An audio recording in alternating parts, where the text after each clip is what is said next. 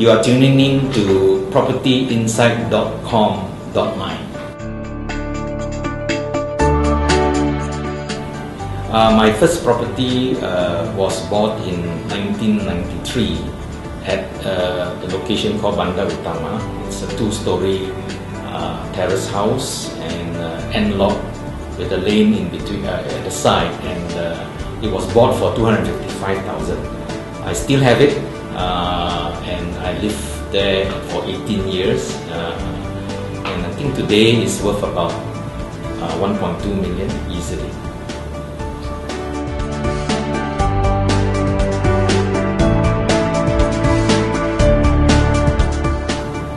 I think if I were to think about the biggest mistake, probably a couple of mistakes. I think it is important in investing in properties that we are always mindful about the importance of location. Secondly, also I think that it is also equally vital that in acquiring properties as investments, we should be able to pace ourselves and not overgear, because as I went through the 97-98 Asian financial crisis, I realized that when we overstretch, truly the borrower is a slave to the lender.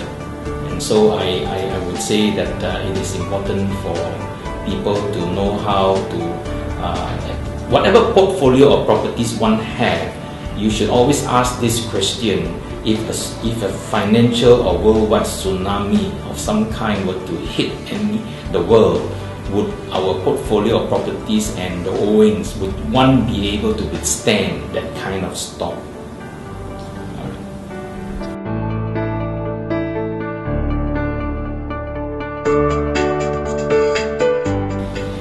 My tips for property investment, I think, is the old adage that says location is very vital. I think it's all about a lot to do with location. I remember in 1997 and 98 Asian financial crisis, I spoke to actually a friend of mine who was the head, I think, of Maybank Properties, or one of the large banks, and he was telling me that in really good locations like even Bangsar, at the height of the crisis, it only dipped 3% down, whereas outlying areas that were not in good locations fell as much as 30 to sometimes 40-50%. So I believe location is very important. I think it is also vital in today's times that we should be having a little bit of cautiousness as well, as we hear so many investment tips that are going around and talks as well. But I think it's so important to not overgear, because as I said, during the Asian financial crisis, I realized when your income drops, you could have properties that nobody wants to rent or don't have people to rent, and even if they rent, they give you a rental price that is so low. You will find challenges that you never imagined.